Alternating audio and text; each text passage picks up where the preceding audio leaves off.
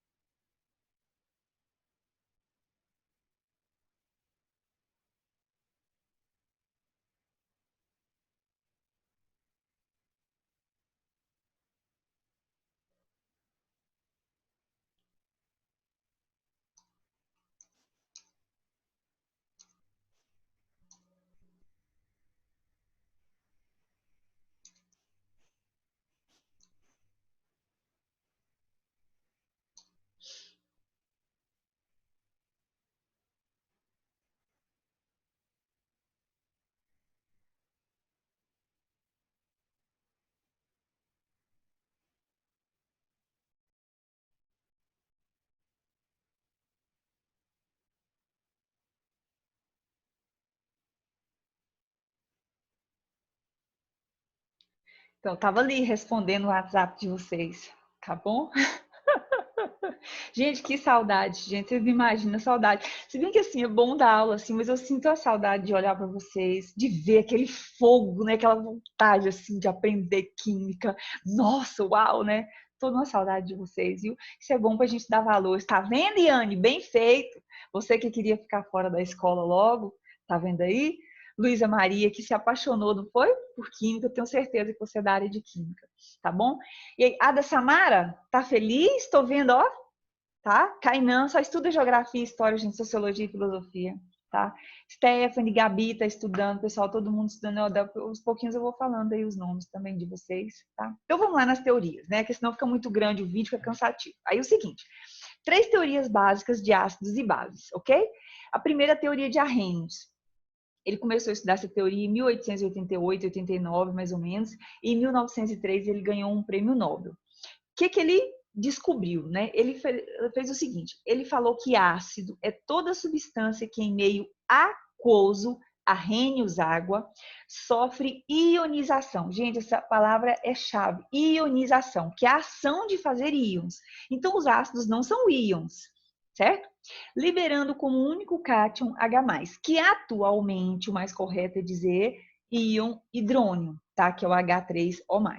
Então, genericamente, a gente tem o quê? A gente tem aqui o ácido no meio aquoso, esse ácido vai liberar o H+, e o seu ânion. Lembrando que hoje, né, o mais correto é aqui na água, liberando o hidroxônio, tá? Um exemplo básico para você é o ácido clorídrico, na verdade, o certo é falar o cloreto de hidrogênio, que ele está em meio aquoso, certo? Então, em água, ele libera o seu H3O+, e o íon cloreto, ok? Resultado. Então, base para Arrhenius é toda substância que em água, meio aquoso, Arrhenius, água, Arrhenius, água, sofre dissociação iônica. O que é essa dissociação iônica? Dissociar é separar os íons. Então, os íons já existem. Quem são esses íons?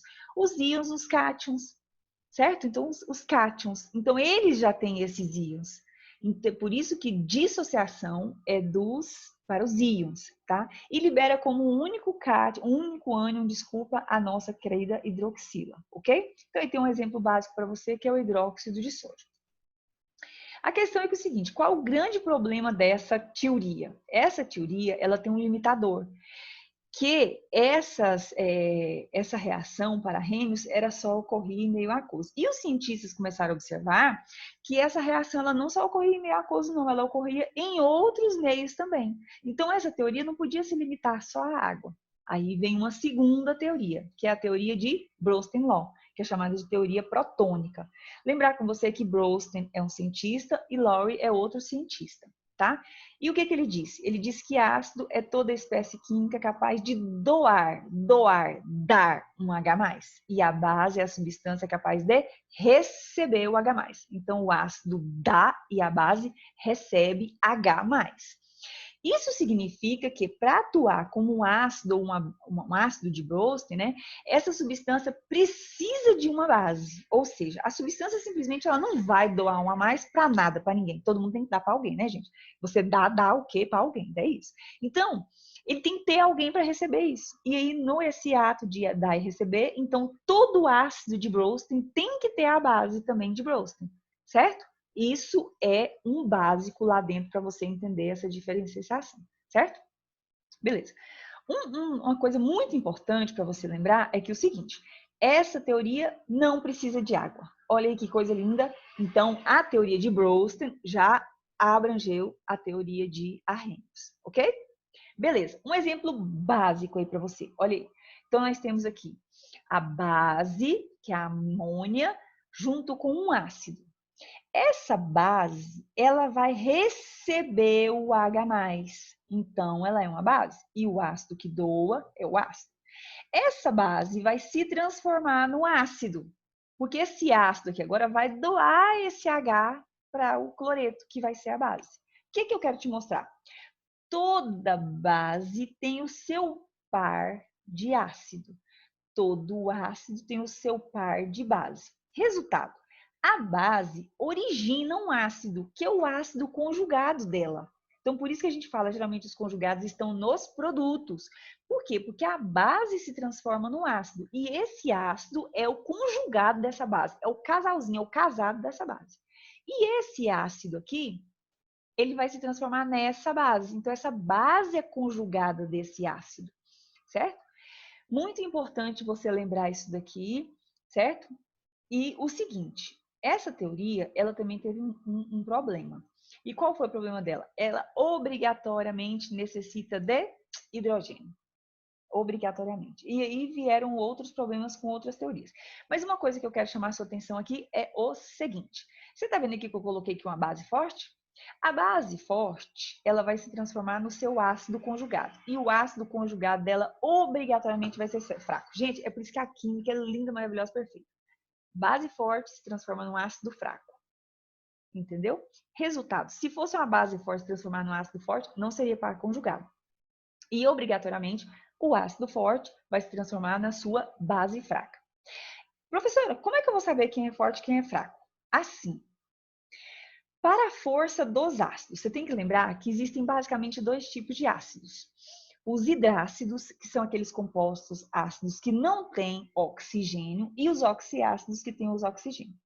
Os hidrácidos fortes são só três, que Ivan brocha no claro. Olha aqui, Ivan brocha no claro.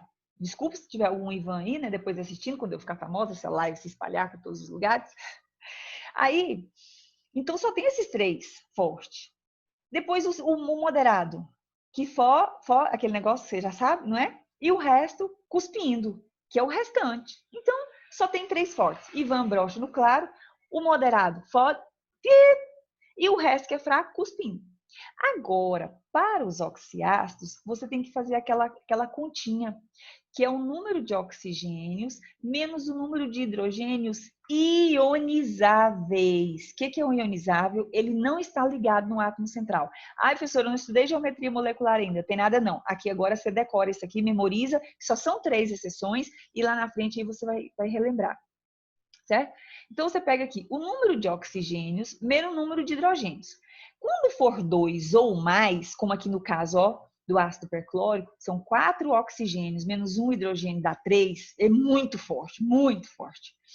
Resultado. Acima de 2, ele é um ácido forte, quer dizer que o alfa dele, o grau de ionização dele é acima de 50%. Quando for 1, ele é moderado e 0 é fraco. Aí você fala, olha, professora, e esse ácido aqui, 3 menos 2, 1, então ele tinha que ser moderado? Tinha, cabeça. Só que você tem que lembrar que esse ácido aqui é aquele ácido da exceção. Esse ácido, ó, ele só funciona, ó, sob pressão. Resultado, se ele funciona sob pressão, ele é a exceção. Então, primeira exceção, o ácido carbônico.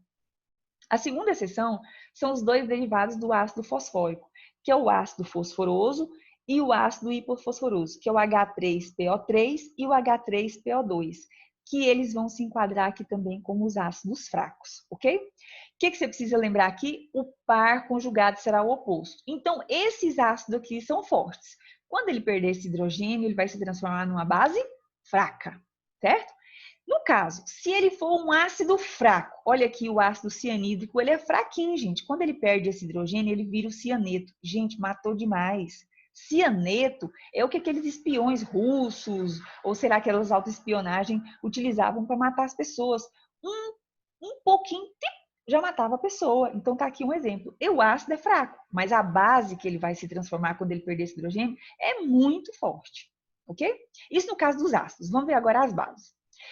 As bases agora, mais fácil do que os ácidos. Por quê? Só tem 2 tipos de base forte. Metal alcalino e alcalino terroso. A única exceção é o hidróxido de magnésio, que é o leite de magnésio, que é por isso que você bebe quando seu estômago está doendo, ou quando você está com o intestino preso, né? Resultado. Às vezes, só um detalhe, se você for estudar a solubilidade, você vai achar o hidróxido de berílio também. Só que o hidróxido de berílio, ele é pouco solúvel, ele não quer dizer que ele seja uma base fraca, ele é pouco solúvel, tá? Então, as bases fortes, metal alcalino, alcalino terroso, e as bases moderada para fraca, o hidróxido de magnésio, ok? E o berílio que está lá na sua pouca solubilidade. O resto, tudo fraco, ok? Então, facinho de você memorizar. O que você vai lembrar aqui? O par conjugado será o oposto. Então, se a base, por exemplo, hidróxido de sódio, é muito forte, né? Resultado, quando ela virar o ácido, ela perder esse hidrogênio, ela vai virar um ácido, ela vai virar um ácido fraco, ok?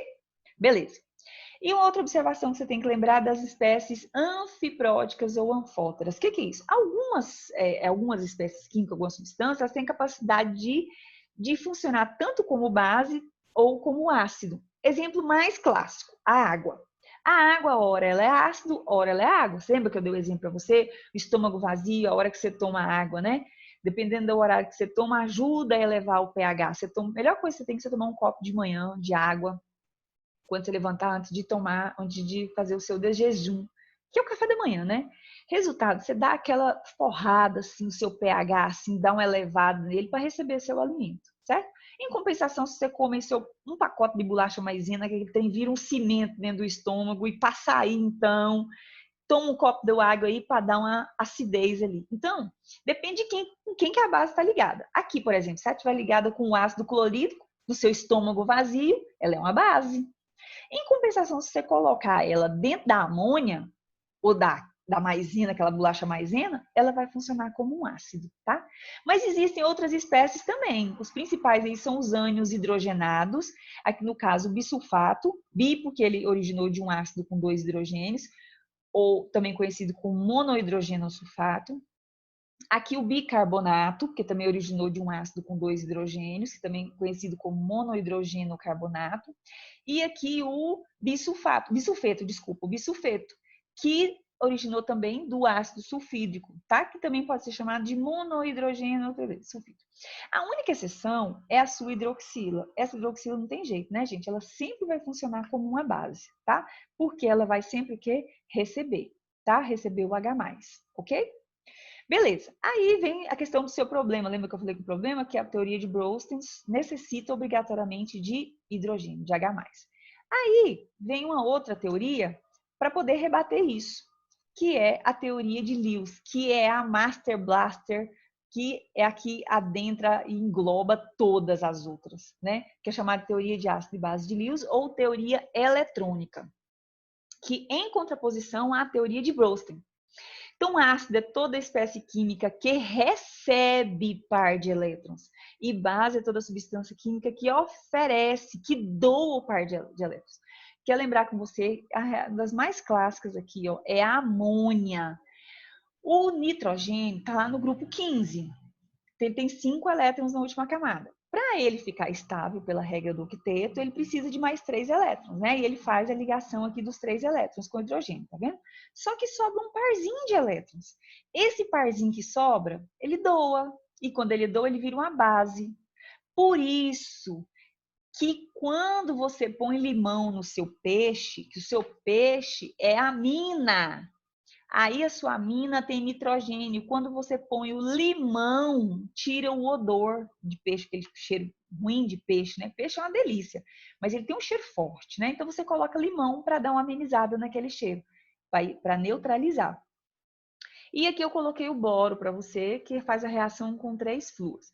Eu vou te mostrar aqui por que o boro é um ácido. Olha só, o boro está lá no grupo 13, certo? Então ele tem 3 elétrons aqui na última camada dele, certo?